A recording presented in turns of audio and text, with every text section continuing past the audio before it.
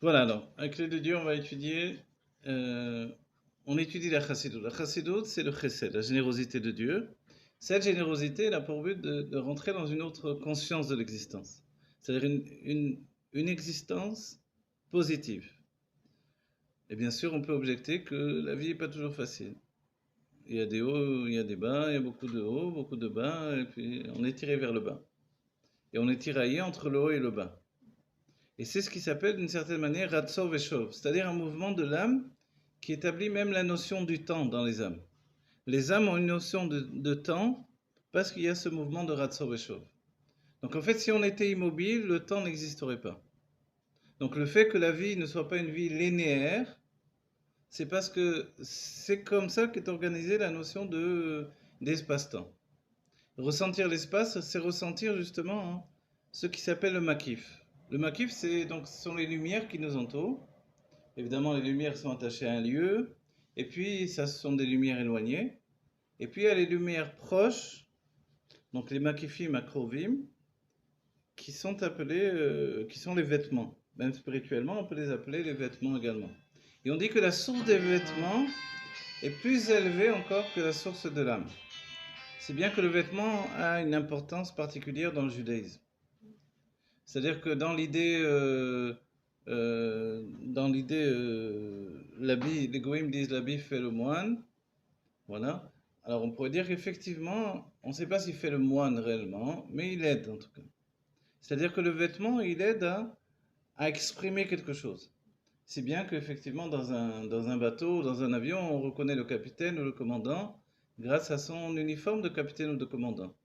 La même chose, selon le judaïsme, alors, notre vêtement exprime notre personnalité. C'est bien qu'il y a deux sortes de vêtements. Un vêtement intérieur qui cache la nudité et un vêtement extérieur qui, lui, a pour but d'exprimer la personnalité. Se rajoute à ce vêtement-là également les vêtements de l'âme ou d'expression de l'âme que sont le marshava, la pensée, dibur, ve la pensée, la parole et l'action. Comme ce sont des vêtements et que les vêtements, on peut les changer, donc il ne tient qu'à nous de changer de vêtements par rapport aux situations. C'est-à-dire que celui qui veut des vêtements propres, il est obligé de changer de vêtements. Vous voyez? Quand on a des vêtements sales, alors on les change. Et ça, c'est une obligation. Ok? Bon, je suis peintre, des fois j'arrive avec des taches de peinture, je m'excuse. Alors, et les enfants, ça aussi, c'est pas extraordinaire pour garder les vêtements propres. Mais alors, qu'est-ce qu'on va rapporter sur tout ça? C'est-à-dire que la vie, elle a pour but, a priori, d'entacher les vêtements, et notre travail, c'est de nettoyer les vêtements. Vous voyez? Il y a des moments où on nettoie vraiment de manière sérieuse, c'est le mois de Elul, par rapport au fait que l'on va rentrer dans la nouvelle année. Alors, on a besoin de nettoyer profondément les vêtements d'expression. Mais auparavant, il y a tout ce travail continu. Et dans l'idée de changer de vêtements, le Rabbi Rayatz va nous donner une image assez simple. Il nous dit, si j'ai une mauvaise pensée sur un juif, ben, au lieu de l'exprimer, je la remplace par une bonne pensée.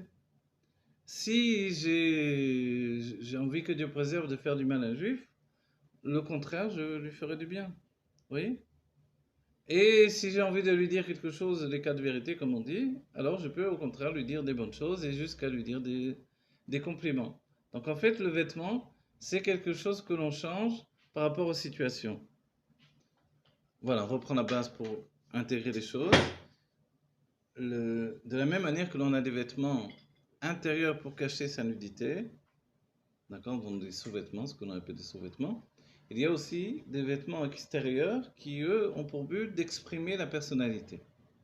D'accord? Donc en fait, notre vie se passe à jouer entre ces deux vêtements.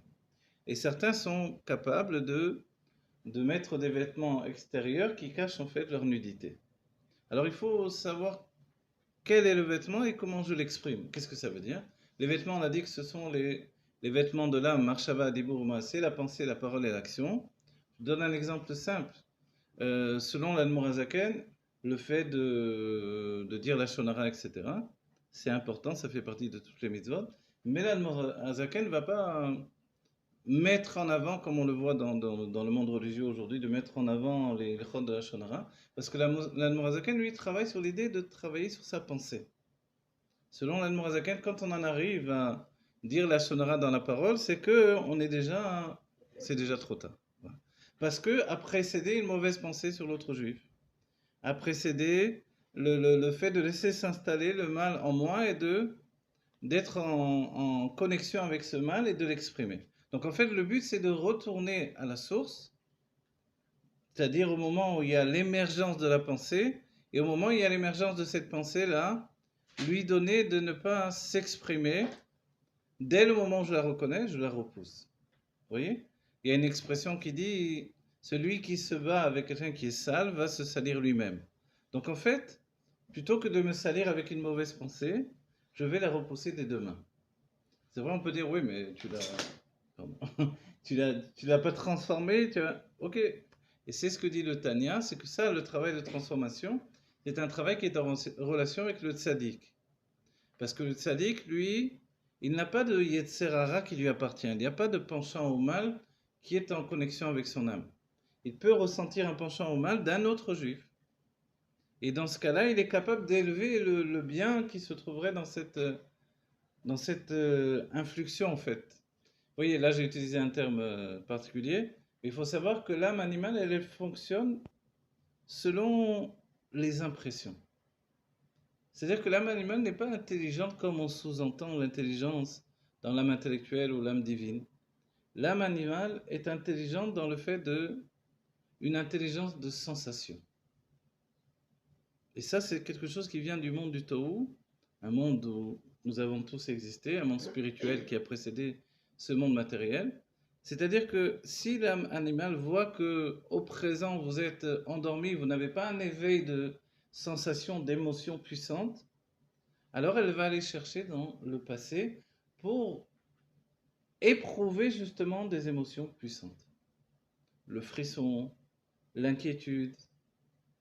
Bien sûr, on peut remplacer tout ça par un investissement dans Torah et Mitzvot, dans l'amour de l'autre juif, et remplacer ces problèmes par les problèmes des autres. C'est ce que dit le rabbi. J'ai des problèmes, aide les autres à résoudre leurs problèmes. Tu verras d'abord que tu as beaucoup moins de problèmes que ce que tu penses, et que les tiens sont peut-être moins importants que ceux que tu avais pensé auparavant. Donc en fait, tout ça c'est fondé sur l'idée de changer de vêtements. Vous comprenez? Et c'est comme ça que fonctionne le Benoni, cet homme moyen a priori, entre guillemets, puisque a priori il ressemble à un tzaddik. Il ne fait aucune faute, ni en action, ni en parole, ni en pensée. Évidemment, la question que l'on se pose dans ce cas-là, c'est, dans ce cas-là, pourquoi il est appelé un Benoni, non pas un tzaddik? En fait, dans le monde, très souvent, des Bénonim sont appelés tzaddikim. Alors, pourquoi le Benoni est si proche du tzaddik et il n'est pas quand même un tzaddik? Parce qu'il a un yetzer hara. Dès qu'il a un penchant pour le mal et qu'il est en lutte contre le mal, alors c'est pas un tzaddik. Alors, qu'est-ce que le mal? Le mal, c'est l'attrait vers la chute. Vous voyez? L'attrait vers la chute, une tendance à chuter, une tendance à aller vers la matière qui, elle, va m'entraîner vers la chute. Vous voyez? Donc, la différence, le point de différence essentiel entre un tzaddik et Benoni, alors que les deux ne font pas de faute, c'est que le Benoni est en phase de lutte constante avec le mal, et le tzaddik est après la lutte.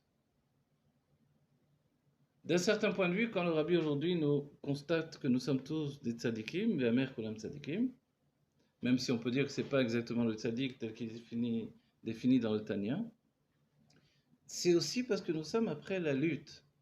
Après tellement de siècles où les Juifs se sont battus pour un peu sortir la tête de l'eau, pour pouvoir lever les yeux vers le ciel. Et c'est ce qui est spécifique au Adam, l'homme, qui est Adam El Haelyon, qui ressemble au monde divin, c'est qu'il est capable de lever les yeux vers le ciel. Vous voyez? Et ça, cette définition-là, c'est la raison même pour laquelle on se tient debout. Et celui qui ne regarde que vers le monde, en fait, c'est comme s'il était à quatre pattes. C'est bien qu'il y ait une image pour le monde futur qui dit que, de manière générale, les non-juifs risquent dans la Géoula d'aller vers à quatre pattes, en fait. Alors on va dire, est-ce que c'est vraiment à quatre pattes comme les animaux? En fait, c'est une définition qui nous donne de comprendre que tant qu'il y a une vision vers le monde, et non pas une vision vers le haut, alors c'est comme si on était à quatre pattes. Et dans ce cas-là, je ne peux pas m'appeler Adam, mais Behema. Behema qui est un animal domestique, Ochaya, un animal sauvage. Et en nous, nous avons toute cette situation-là. Si bien que quand on porte un korban au Beth Amikdash, c'est l'âme animale que l'on porte en korban. Donc en fait, c'est ça l'état d'esprit de la chassidoute, c'est ne pas se berner soi-même, savoir qui est ma Behema, de quel genre, et comment finalement, on va pas dire l'apprivoiser, mais au contraire utiliser sa force pour le service de Dieu. Et le Rabbi précisera qu'aujourd'hui, on est essentiellement des brebis qui s'égarent, des brebis qui se perdent. C'est Pézouré Israël, et on se perd. On passe d'un sujet à l'autre, on passe d'une image à une autre image, on passe d'un sujet à un autre sujet, on passe d'un livre à un autre livre. Quand on accède au livre, bon, Tav Lechaim Livracha, j'espère que ça vous rend pas triste, ce que je dis là. On va pas rire non plus. Non, tout ça c'est pour nous dire qu'effectivement, le but de la vie c'est d'être maître de soi-même. Alors qu'est-ce que soi-même? C'est justement, comme en réalité le point de différence entre les tzadikim et le tzadik que l'on peut et l'on doit devenir aujourd'hui, c'est justement le travail sur les levushim, les vêtements d'expression.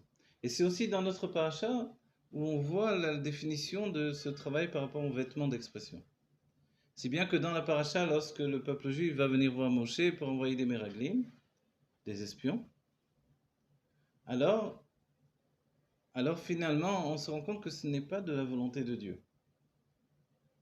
Ce n'est pas non plus de volonté de Moshe au départ.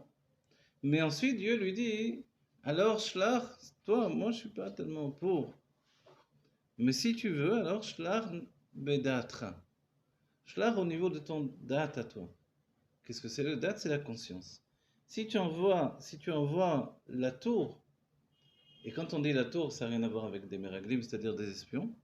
La tour, c'est comme faire du tourisme. Vous voyez, le terme il revient en français. C'est tourner, quoi. C'est visiter, ramener des informations. Comme on peut dire aujourd'hui, ramener des photos, des cartes postales, etc. Mais voir vraiment qu'est-ce qu'Eretz Israël.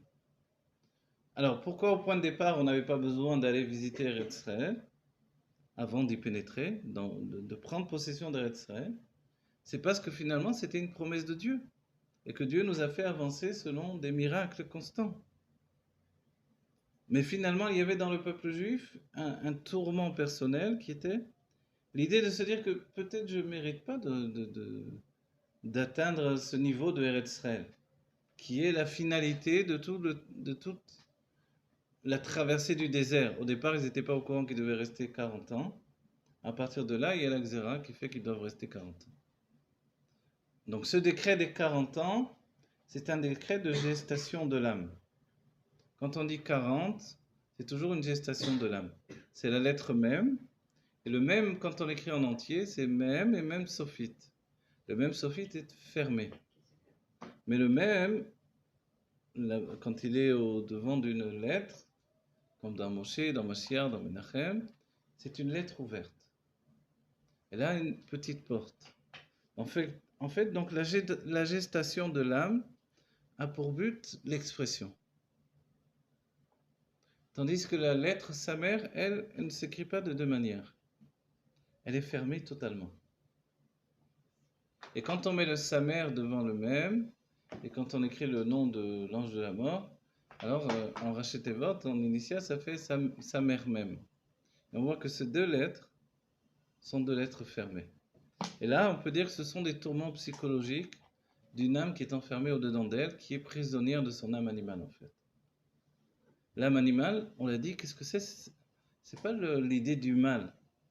L'âme animale, elle n'est ni bien ni mal, elle est juste en recherche d'émotions profondes. C'est comme un drogué qui a besoin de cette adrénaline, qui a besoin de cette, en hébreu on dira, de cette otzma, vous voyez? Donc en fait, donner à l'âme animale de l'adrénaline dans l'étude de la Torah, dans la tfila, dans le service de Dieu, dans l'amour de l'autre juif, elle est heureuse. Elle n'a pas besoin de nous entraîner vers les fautes et aller contre Dieu. Elle n'a aucun intérêt à ça. Puisque finalement, elle se nourrit de cette sensation qui peut être comparée à une sensation de danger. Quand quelqu'un vit dans une sensation de danger, alors il ne vit pas de la même manière qu'une personne qui vivrait dans une sensation de tranquillité constante. Quelqu'un qui a toujours 3 millions de dollars sur son compte en banque, il n'a pas les mêmes soucis que quelqu'un qui a rien sur son compte en banque. Il y a moins de 3 millions. Et qui doit payer son loyer dans 2 jours, et qui n'a pas d'argent pour payer le loyer, et qui, etc., etc. Évidemment, la pensée, la tranquillité, elle n'est pas la même, vous voyez. Alors, comment ça se fait que ces deux personnes peuvent exister sur la Terre?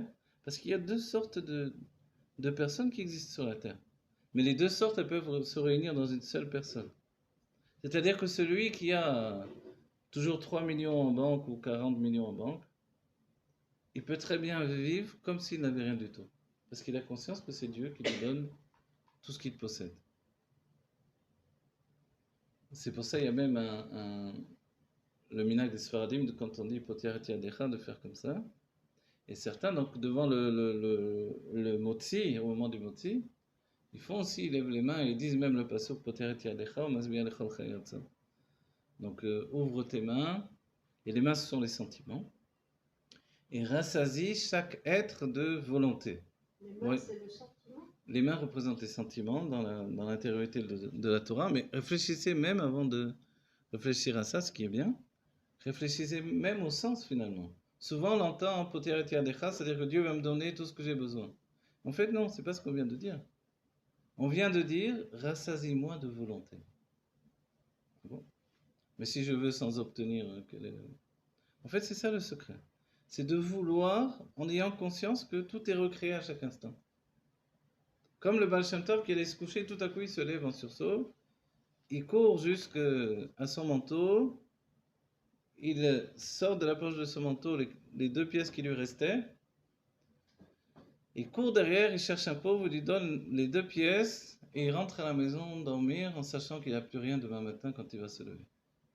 On va dire, mais comment il va acheter son pain le lendemain, comment il va... C'est ce qu'il veut, c'était chaque jour repartir à zéro. Ça va, ça c'est pas de tout le monde. Alors, c'est pas donné à tout le monde, effectivement. Mais NZ, chacun doit éprouver un moment ou un autre de sa vie. Un petit peu de ça. Et c'est pour ça qu'on sera confrontés les uns les autres à cette situation à un moment donné ou à un autre. C'est pour ça que l'humanité entière se retrouve dans ces situations-là où elle doit se rendre compte que, de toute façon, c'est Dieu qui nous prend en main. C'est Dieu qui nous accorde la subsistance. Même si on fait une ishta de l'autre, même si on fait un effort. Et tout ça, on l'a bien vu dans la période du Covid, quand on était tous finalement dans pratiquement une impossibilité de travailler. Mais on n'est pas mort de faim quand même. On a quand même réussi à s'en sortir de manière incompréhensible les uns les autres. En fait, on voit bien que Dieu, c'est lui qui accorde la subsistance à tout être vivant. Et ça, c'est quelque chose d'extraordinaire. Qu'est-ce qu'il y a de mal à ne pas dépendre de Dieu pour notre subsistance? En fait, ce que je vous ai dit, c'est que, en fait, on doit tout faire pour ne dépendre de personne. Mais quand, vous vous rappelez, quand on fait le Birkat Amazon, on dit à Dieu que je ne sois pas, amen, tributaire de Alvaatam, Velo, que j'ai pas besoin de prendre des prêts, que j'ai pas besoin de dépendre des hommes, que j'ai pas. Et là, simplement de toi. Vous voyez? En fait, cette notion-là, elle est essentielle. Quand Dieu nous sort d'Égypte, qu'est-ce qu'il nous dit? Anochi, le don de la Torah, il se présente à nous. Anochi avaye Elokecha sherotzeticha meretz Mitzrayim. Nous connaissions Dieu avant même qu'il se dévoile. C'est pour ça qu'on dira Anochi Mishi Anochi. Je suis celui qui est. Et après, il se présente. C'est moi qui t'ai fait sortir de l'enfermement de l'Égypte. Et c'est vrai que tous les Mefarshim posent la question, mais il serait présenté comme le créateur du monde. C'était beaucoup plus grand de dire c'est moi qui ai créé l'univers. Tout l'espace, tout ce qui est autour de toi, tout ce qui est la vie, c'est moi qui ai créé tout ça. Au lieu de ça, il nous dit une chose, c'est moi qui t'ai fait sortir de l'enfermement d'Égypte. On peut dire, mais peut-être, voilà, il y a eu l'opération Entebbe en Eretz Israël, où ils ont fait sortir des Juifs Donc on peut dire peut-être qu'on aurait pu organiser la chose à un coup d'État et on aurait sorti les Juifs d'une manière différente. Alors pourquoi dire de cette manière-là comme si c'était tellement extraordinaire? En fait, il faut revenir à l'idée même de l'enfermement. L'enfermement, c'est ce qui m'enferme moi-même. Ce qui m'enferme, ce n'est pas forcément des murs autour de moi. C'est bien que l'Admorazaken était en prison comme nous-mêmes, on peut être dans la maison d'études. Son emprisonnement n'était pas un emprisonnement comme on pourrait ressentir nous-mêmes un emprisonnement. En fait, il était emprisonné physiquement, mais il était libre spirituellement. Si bien que son emprisonnement a été concret quand il est sorti. Il est sorti de prison. Et au moment il devait rejoindre une maison d'un chassid, il est rentré dans la maison d'un opposant à la chassidoute, ceux qui l'ont fait rentrer en prison justement, qui l'ont dénoncé, etc. Dénoncé une fausse accusation, qui ont dit qu'il envoyait de l'argent au, comment on appelle ça, au sultan de Turquie, qui était en guerre avec la Russie, alors qu'il envoyait de l'argent en Israël pour la coupate Rabbi Meir Balanès, pour les juifs qui étaient en Eretz Israël. Quand il est sorti, il s'est retrouvé dans la maison d'un opposant à la Chassidoute, qui lui a offert l'hospitalité, qui lui a offert un thé et qui l'a torturé, spirituellement. Pas physiquement, mais qui l'a torturé. Et l'Admorazaken a dit, ce moment que j'ai passé là, ces quelques heures avec ce juif, était pour moi plus difficile que les 54 jours d'enfermement que j'ai eu. C'est possible? En fait, oui. C'est possible parce que c'est l'autre qui me donne de ressentir l'enfermement. Quand moi j'ai été capable de me libérer, je ne suis pas pourtant libre, quitte de m'abstraindre de l'enfermement de l'autre. Et c'est pour ça, dans la paracha précédente, on a vu que tout à coup, Moshe, lui, il fait comme on dit, il rend les armes. Tout à coup, il dit, jusque-là, j'ai pu supporter, j'ai porté ce peuple à bout de bras.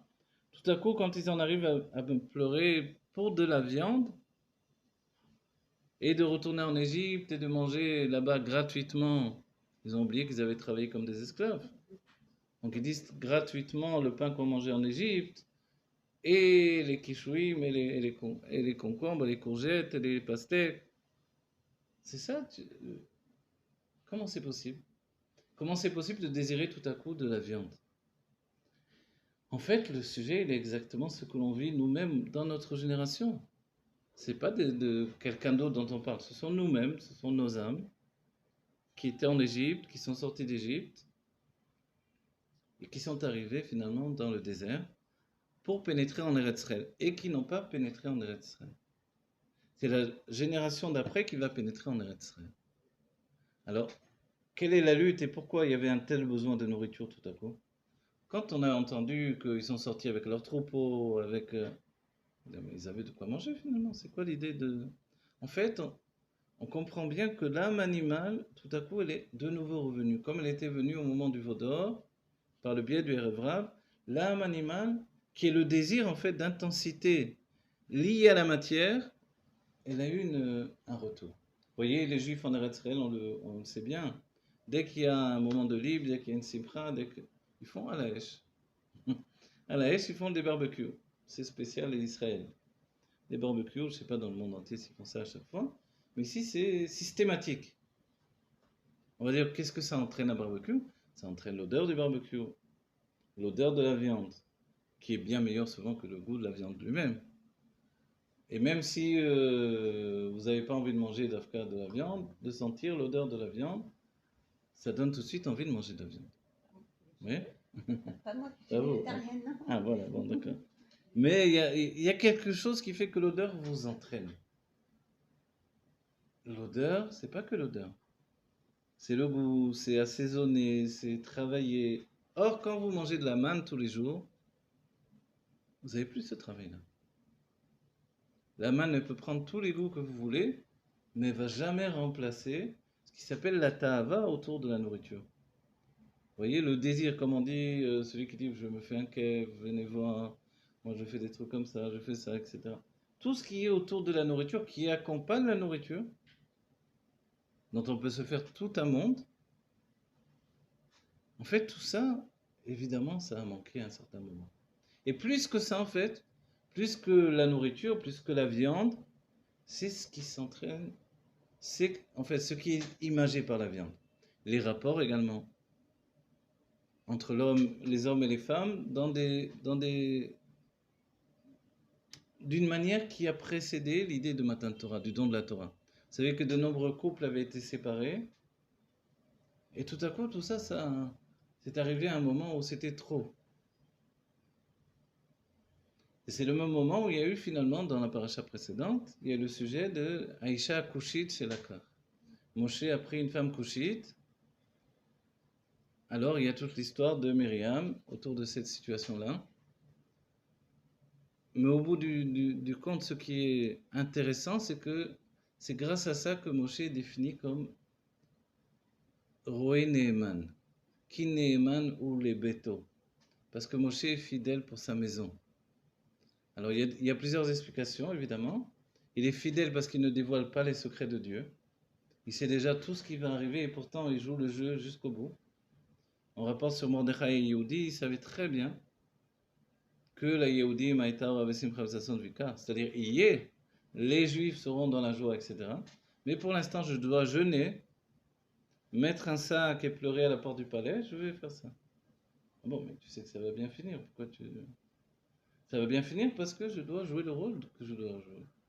Et mon travail n'est pas de révéler ce qui m'a été confié. C'est une explication sur le fait que Moshe, lui, on lui révèle tout, mais il ne peut pas révéler tout ce qui lui est révélé. D'un autre côté, ce Shabbat, j'ai entendu une explication d'après une sikha du Rabbi, le Rav Pugatch à la Bet HaKnesset. Il a rapporté le fait que quand Moshe s'est marié, il s'est marié avec Tzipora. Tzipora, c'était la fille de Yitro. Yitro, c'était un idolâtre. Or, Moshe, lui, il est de la tribu de Lévi. Il est le fils du Nassiador, le prince de la génération précédente. Moshe, il a un statut de roi dans le peuple juif. Et à ce moment, on ressurgit l'idée, mais c'est pas possible que tu restes encore avec une femme comme ça. Tant que tu n'étais pas encore le roi du peuple juif, que toute ta qualité de prince, pas prince d'Israël, mais prince du peuple juif et roi du peuple juif, elle n'était pas établie. Passe encore, mais maintenant quand même, il est temps peut-être de changer de femme, de répudier celle-là, de prendre une autre femme. Et Moshe a rétorqué, cette femme-là, elle m'a accueilli quand j'étais rien. Quand j'ai fui l'Égypte, quand elle a vu un Ish Mitzri, c'est comme ça qu'elle le voit, elle ne savait pas qui était Moshe. Elle ne savait pas que j'étais de la famille d'Abraham, Yitzhak et Yaakov. Elle ne savait pas que j'avais tout ce yichus, que j'étais un Lévi en fait. Elle ne savait rien de tout ça. Elle m'a accueilli et j'ai vécu des années avec elle. Et maintenant que je suis devenu un roi au sein du peuple juif, tout à coup je dois la répudier. Alors Moshe a dit non, il n'est pas question. Il a dit de la même manière qu'elle m'a accueilli quand j'étais rien, elle mérite de m'avoir et d'être ma femme quand j'ai atteint un certain niveau. Même si pour Moshe, ce niveau n'existe pas. C'est ce qui fait en fait que pour lui, il n'y a pas de différence. Avant, il était rien et maintenant, il le dit, Venachnoma. C'est toujours rien, quelle différence. Donc en fait, cette femme qui a eu ce mérite de passer les périodes difficiles, d'accueillir un étranger et de lui donner un foyer quand il n'avait plus rien, alors elle mérite de rester avec lui quand finalement il accède à tous les honneurs qu'un homme peut vouloir. Et le plus grand honneur, sans parler du côté péjoratif, c'est d'avoir accès directement à Dieu, d'être l'homme qui parle avec Dieu constamment. Et là aussi, on a vu que quand Myriam va intervenir, lorsqu'elle entend que Tzipora, au moment où Eldad et Medad vont dire leur névoie, leur prophétie, elle va dire les pauvres, leurs femmes. Et on dit qu'est-ce qu'il y a, pourquoi les pauvres, leurs femmes? C'est Myriam qui a entendu cette chose-là. Alors elle dévoile que Moshe s'est séparé de moi, donc certainement qu'ils vont se séparer. C'est des couples qui vont se séparer. Et là, Myriam qui ne s'est jamais séparée de son mari, ni Aaron vont finalement ne pas comprendre Moshe. Et là, on découvre une autre chose, c'est que on dit En Navi Beiro. Il n'y a pas de prophète dans sa ville. C'est-à-dire qu'au sein d'une famille, on ne peut pas vraiment savoir la valeur de mon frère, de ma sœur. Même si mon frère est devenu un roi, j'ai du mal à ressentir sa véritable grandeur. Pour moi, c'est mon frère. Qui plus est quand c'est le petit frère. Vous voyez? Aussi grand soit-il, Moshe était le petit frère de Myriam et Aaron. Donc de se dire qu'il a atteint un niveau supérieur qui fait qu'il s'est séparé de sa femme, ça c'était incompréhensible. Mais il faut souligner maintenant, pour dire les choses dans le Kafsot, c'est que dans le judaïsme, justement, on ne se sépare pas. Mais le seul cas où il y a une signature de Dieu sur cette séparation, c'est Moshe Rabbeinu. Pourquoi? Parce qu'à chaque instant, dans cette période de sa vie, il devait être en accord avec Dieu pour transmettre la Torah, transmettre des informations, pour permettre que la parole de Dieu se diffuse chaque jour pendant toute cette traversée du désert, se transmette vers le peuple juif. Et ça, c'est un moment particulier. Et c'est l'unique cas que l'on souligne. Maintenant que les tzadikim et une période où ils se sont séparés de leurs femmes, c'est un petit peu quelque chose qui les regarde entre eux et Dieu. Mais si on met la chose en avant, on dirait dans le peuple juif, un homme qui est marié doit avoir des rapports avec sa femme, et c'est une chose importante. Quand elle est permise, quand elle n'est pas dans la période nida, si un homme a décidé de plus s'unir avec sa femme, ou si la femme ne veut plus, ça c'est vraiment un cas où il n'y a plus de raison de rester ensemble. Parce que c'est impossible de pouvoir continuer à vivre ensemble s'il n'y a pas d'expression de l'intimité du couple. Vous voyez? Et c'est dans cette intimité du couple que Moshe s'est dévoilé à Tzipora. Et cette intimité, alors Moshe savait qu'il ne pouvait pas la donner à une autre femme. C'est elle qui a reçu mon intimité quand moi j'étais comme nu, j'avais rien. Et tout à coup, maintenant que j'ai des vêtements de kavod, des vêtements de tzaddik, alors on voudrait m'enlever cette intimité, il n'est pas question. Vous avez dit une chose magnifique. Vous avez dit que, en fait, l'idée qui regrettait la viande, qui voulait de la viande, qu'ils avaient un désir de viande, c'est peut-être l'idée des korbanot que l'on porte au Beth Amikdash, que l'on porte au Mishkan. Et les korbanot, il y a une part qui est mangée par les propriétaires également. Et c'est très beau comme pirouge, comme explication. C'est très vertueux puisque ça donne du mérite au peuple juif, bien sûr. Et l'odeur en particulier, ok. On dit qu'au Beth Amikdash, il y avait la Ktoret. Et grâce à la Ktoret, on ne sentait pas l'odeur de la viande, mais dans la viande que l'on a égorgée. C'est pas pareil que la viande que l'on a cuit. Vous voyez? Au Beth Amikdash lui-même, il y avait le fait qu'on égorgeait les animaux au Beth Amikdash. Donc on faisait la shrita en hébreu. Et ça, a priori, c'est pas une chose qui sent très bon. Vous voyez? Et pourtant, grâce à la Ktoret donc c'est les encens du Beth Amikdash, elle était sentie jusqu'à Yericho. Yericho s'appelle d'ailleurs Yericho de la chaîne du Réach, de l'odorat. Et notre paracha, la haftara de la paracha, c'est justement Yoshua qui envoie ses meraglim. Et on voit quelque chose d'extraordinaire. Si Dieu ne voulait pas que Moshe envoie des meraglim, alors au contraire pour Yoshua, Dieu non seulement a accepté, mais c'est lui-même qui dit d'envoyer les meraglim de Yoshua. On va dire alors quelle différence? La différence c'est que ce n'est pas la même génération. Et que comme ce n'est pas la même génération, il y a ce qui ne se fait pas dans un état de génération et ce qui se fait dans une autre génération. Et la manière de la faire est plus importante encore. C'est-à-dire que Moshe, lui, ce qui a été demandé à son époque, c'est d'envoyer des meraglim dans tout Eretz Israël. D'envoyer des espions dans tout Eretz Israël. Alors que du temps de Yeshua, c'était envoyer des espions juste à Yericho. On va dire pourquoi juste à Yericho. Yericho est appelé le Manoul de Eretz Israël. L'une des preuves ou l'un des moyens de prendre possession de Eretz Israël, c'est de prendre Yericho. De la même manière que le Réar, d'entre tous les sens, le Réar est plus élevé que tous les autres. Si bien qu'on dit que dans la faute d'Adam Arishon, le premier homme, tous les sens ont participé, sauf l'odorat. Il est dit nulle part qu'il a senti le fruit. Il a vu le fruit, il a touché le fruit, il a mangé le fruit.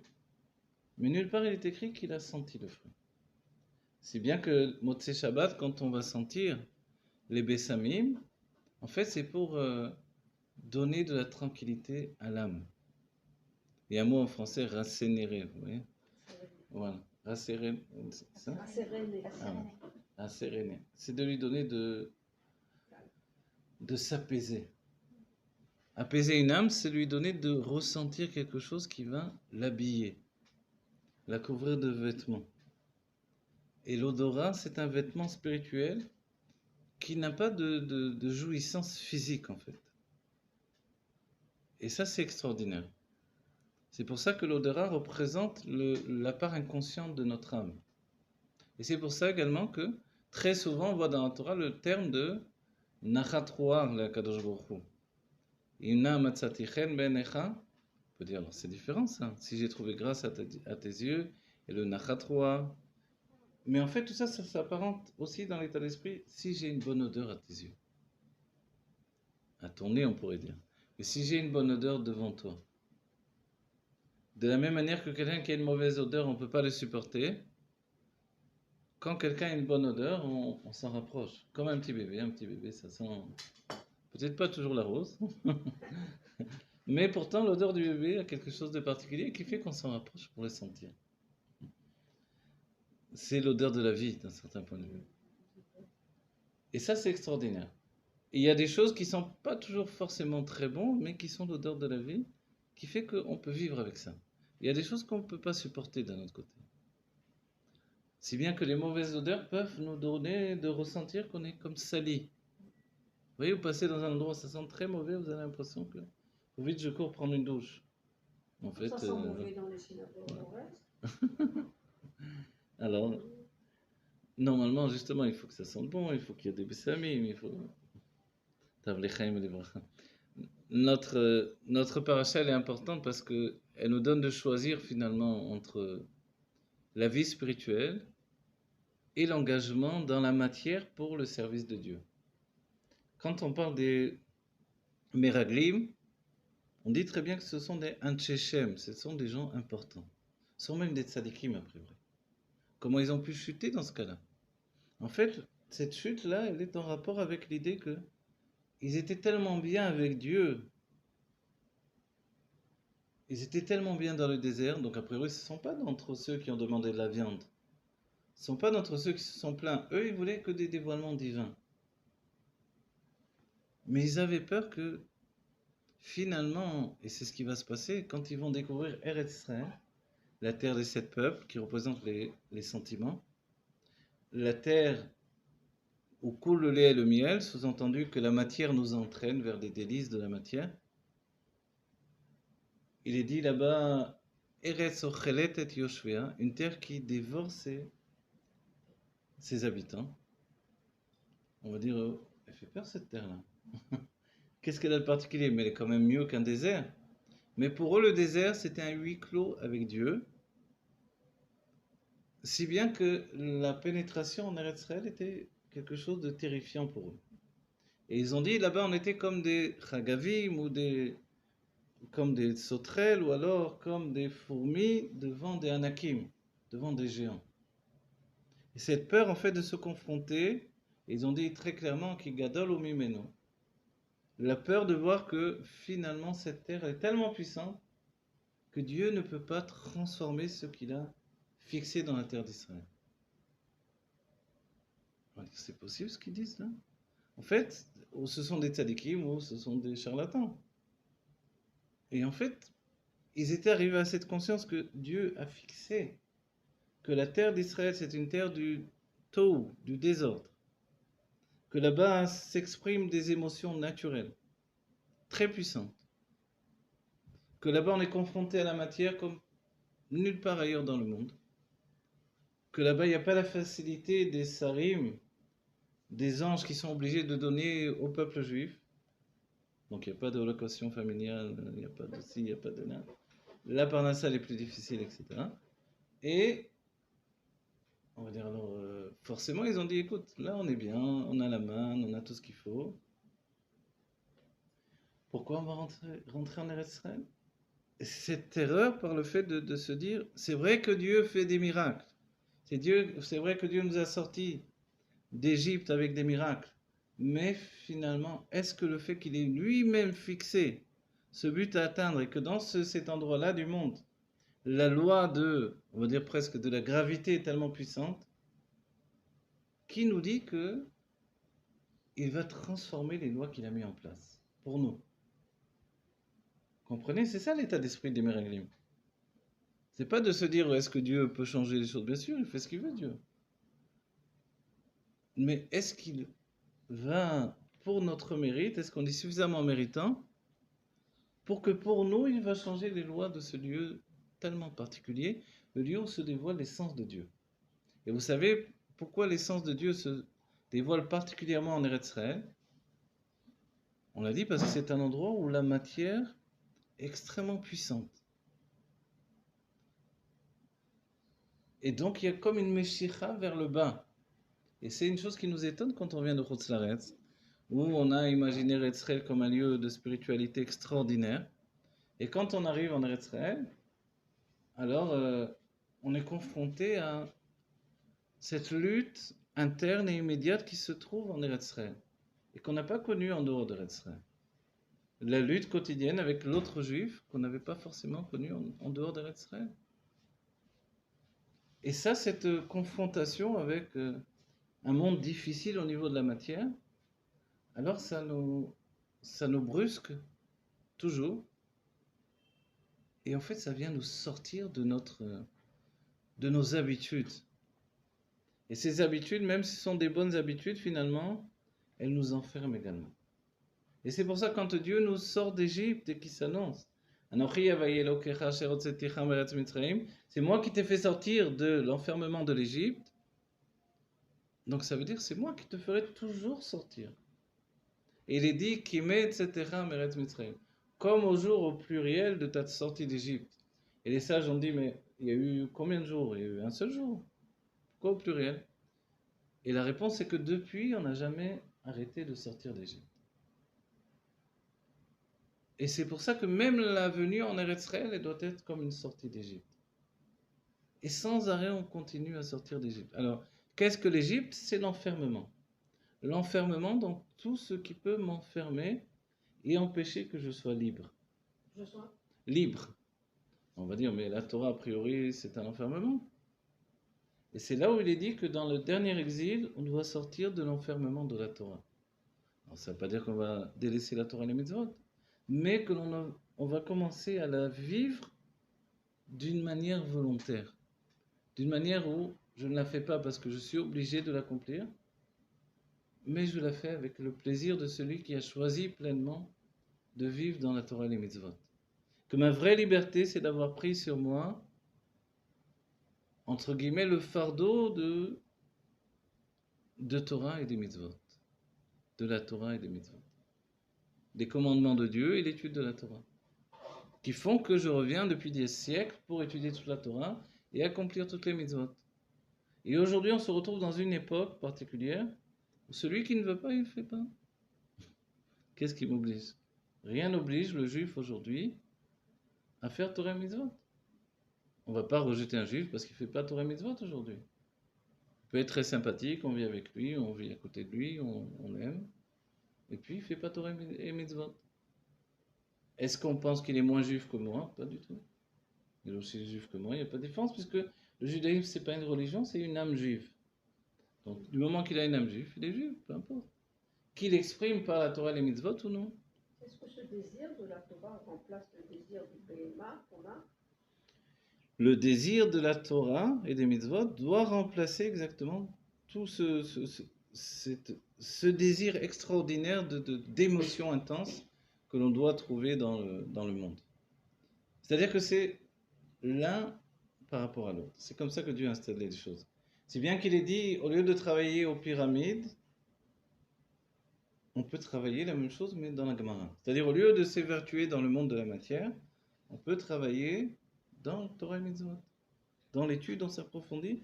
Et tout ce que l'on va découvrir finalement dans la Torah qui va faire que je dois me dépasser constamment, autant d'épreuves qui font que je dois me dépasser, sortir de mes limites constamment, vont me protéger des épreuves que je pourrais trouver dans ma vie. Mais c'est vrai qu'aujourd'hui, on est en train de terminer toute la situation des épreuves que l'on doit vivre les uns et les autres. Et on doit devenir à la fois celui qui se trouve dans la matière et celui qui est dans la Torah à la fois.